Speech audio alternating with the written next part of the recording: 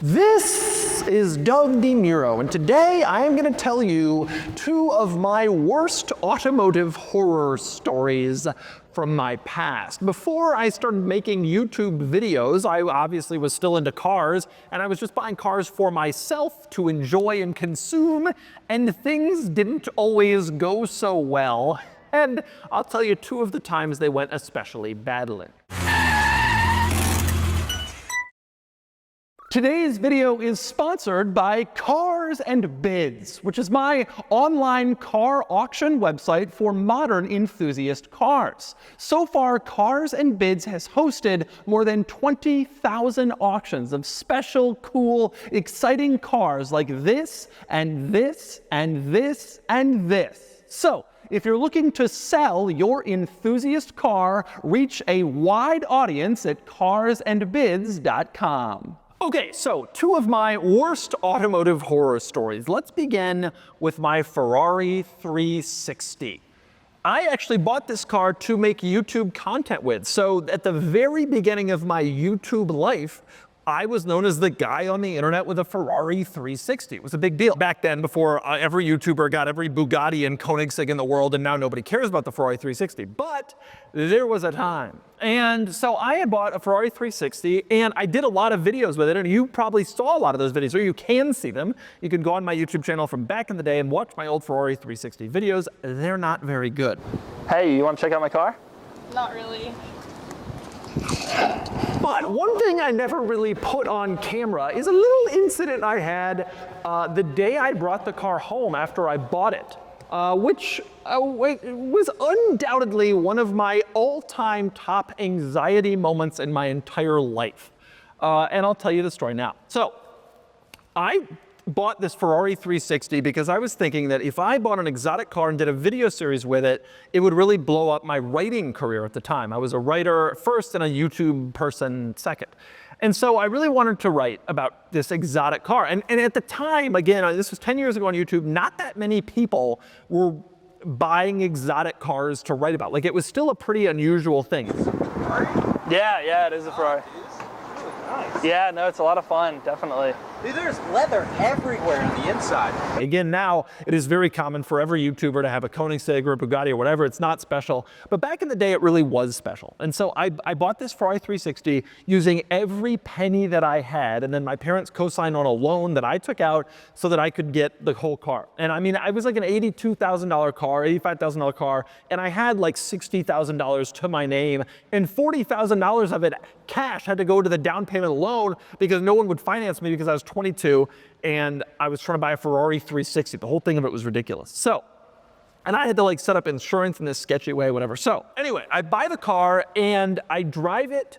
I bought the car in South Florida and I lived in Atlanta. And so I drove it home to Atlanta with my friend Andrew. And it was like 8 hours, 6 hours, however long that drive is. And it was, honestly, it's a pretty uneventful drive. Like, it was fun to be in a Ferrari 360. Whoa, we thought we were the coolest dudes in the world. Gated shifter. At the time, there was no premium for a manual transmission car. An automatic and a manual were basically the same money. Manuals are a little more, but like $2,000.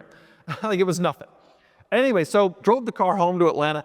And I was such a kid at the time that insurance was sketchy, plates were sketchy, but most importantly, I didn't even have a place to put the car. I was living in a rented apartment that didn't have a garage. I had a parking pad. And so I parked the car that first night that I owned it in my friend Mark's garage. He had a home, he bought a home, and he had a garage. And he had a Miata, and then I parked my 360 in there. Huge deal. Like, everybody came over, all my friends, to see the Ferrari that I had bought to make content with. It was so cool. So the next day, I go out to the car to start it up and like make the first video, or finish making the video, because we did a video on our drive home. And this endless amount of white smoke billows out of the exhaust. And I'm like, oh my God, what has just happened? Like, I can't afford this car, let alone afford to make a major repair on this car. Like, is the head gasket blown? Is the car damaged in some way? I was absolutely freaking out. I have never freaked out so much in my entire life, actually. Like, I was losing it. Like, I just spent all my money on this car. This was my plan. I was gonna buy this car, make content. The 360 is supposed to be a reliable Ferrari. I bought an '04, the final model year that was supposed to be the most reliable. You know, I was terrified, absolutely terrified. And this smoke is like billowing out of the back, and I'm like, oh no, this car is damaged, it's screwed up, whatever, and gonna have to fix it, and I don't have any money. I mean, I cannot explain to you how anxious 22, 24-year-old Doug was, whatever, 24, 25, at this incident happening. I had no money to fix the car was broken. I didn't know anything about exotic cars. It's also worth pointing out that this was in the days before exotic cars kind of permeated, like I mentioned, YouTube and Instagram, but the reality of those cars getting out there more commonly in social media is that we've all become pretty well aware of like how you can own one, what it takes to own one, whatever. Back in 2013, it was a lot harder to figure out, like, is this car expensive? Is this car cheap to own? Like, you had to kind of rely on some forums, but there wasn't that much coverage. And so like, I bought it thinking it would be reliable, but I just didn't really know all that much. So it was just a terrifying experience, this white smoke billowing. So I called up, believe it or not, Ed Bolian, who at the time was the head of Lamborghini sales at the Lamborghini dealership in Atlanta. And we were friends. And I've told this story, or a similar story to this, on Ed's channel, VinWiki. I don't know if it's posted yet, but this was part of a story that I told. And anyway, so I called up Ed and I said, this just happened, I'm freaking out. And the Lamborghini dealer in Atlanta, they also sold Lotus and Aston Martin, a couple other brands. So they were always getting exotic cars in for service. And he said, hey, bring it by and we'll take a look at it. And I did bring it by and they took a look at it and it was fine. That's the end of the story, basically. But what should be mentioned before that is, like, I still remember sitting there. That night I went to dinner with my friend Mark, whose car I was keeping in his garage, and all I could think about was just how scared, like, what have I done? I've ruined my whole life. I've ruined everything. I bought this car. It's gonna be a complete disaster to own. I'm absolutely terrified. And it wasn't like I could ask my buddies, like I had a 3rd-gen 4Runner and I could be like, hey man, did this ever happen to you? It was like totally paralyzing in fear.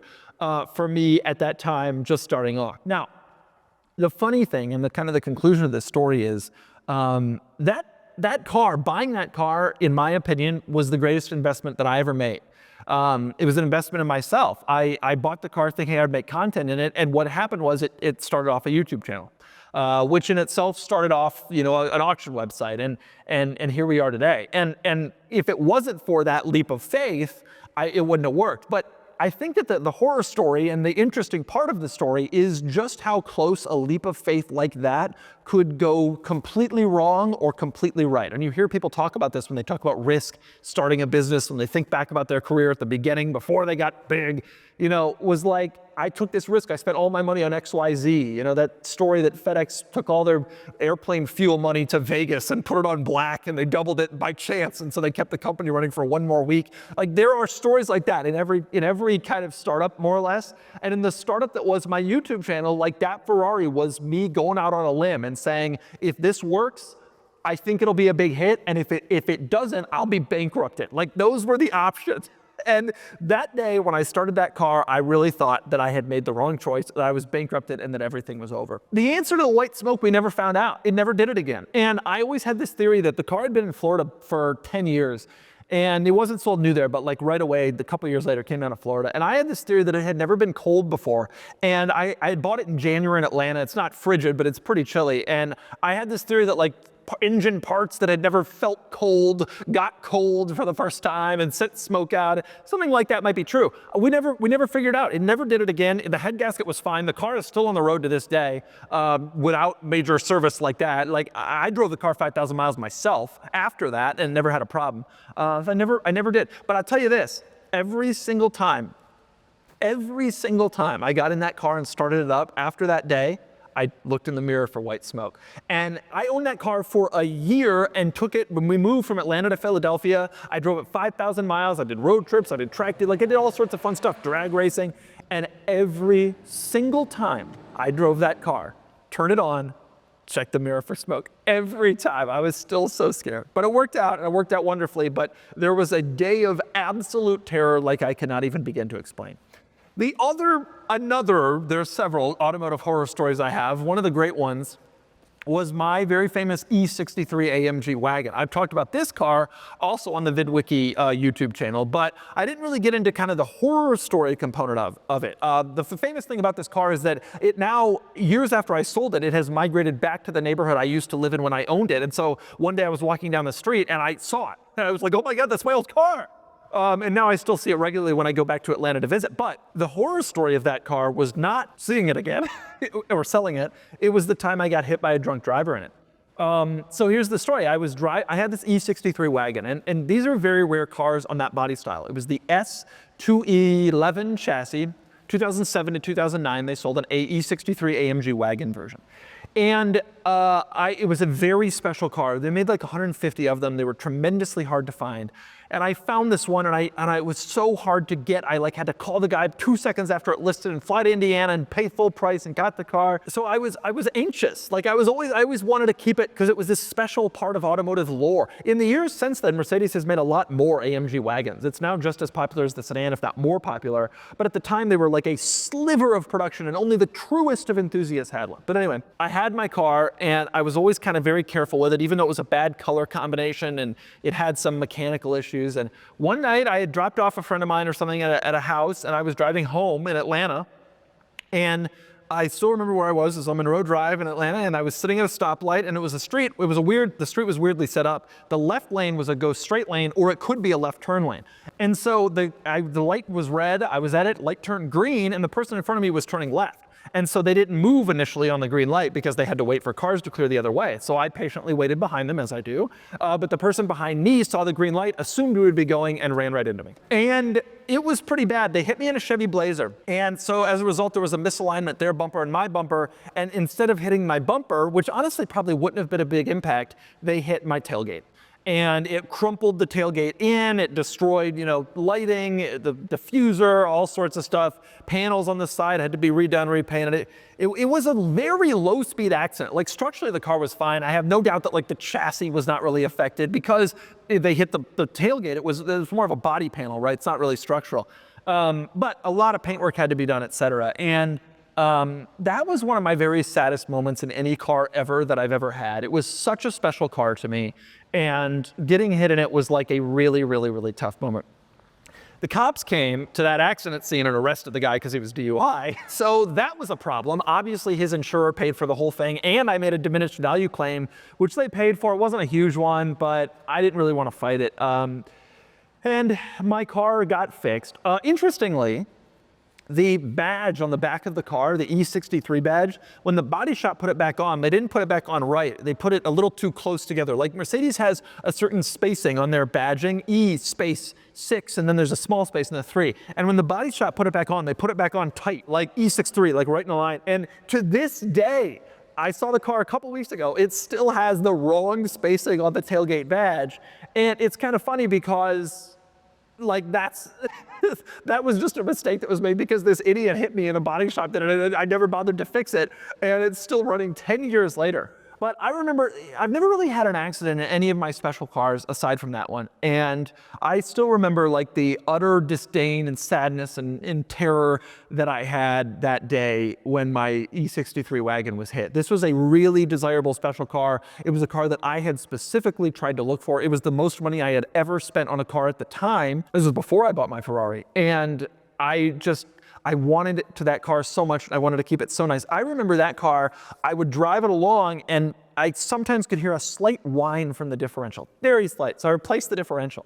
And when I got it back from the dealership, you could still hear the whine. I was like, was it the differential? And I spent like $4,000 not to fix it. But that's how obsessed I was about making that car perfect. And then one day to get hit at a stoplight was just so, so sad. And getting hit in a special car is a horror story for any enthusiast. Is it going to be fixed right? Is this going to be a story that will affect it for the rest of its life? It would be a horrible thing in one of my really special cars like these. But at that time, where my head was, that car meant as much to me as like the Countach does now. And getting hit it was just like the saddest, most horrifying moment of my life. Little did I know about the white smoke Ferrari incident, which happened like a year and a half later. But that was really, really, really tough. I still see the car around when I go to Atlanta where it lives now. And to this day, when I look at that car, I still remember. I still remember that night. I still remember how I felt, which was horrible. And I still like can't really look at that car and not think about, you know, what happened and how it will never quite be the dream that it was for me when it became kind of a nightmare. Once the car got done with the bodywork, I sold it. I didn't have the same affinity for it as I once did when I loved it before it had gotten hit. Even though it was a relatively minor impact, it just affected me as an enthusiast. So those are two of my kind of worst car stories from before my YouTube days. There are many, many more, but a lot of them involve my own crippling anxiety, or at least they did back in the day. And I think a lot of car enthusiasts can relate to that. Bye-bye.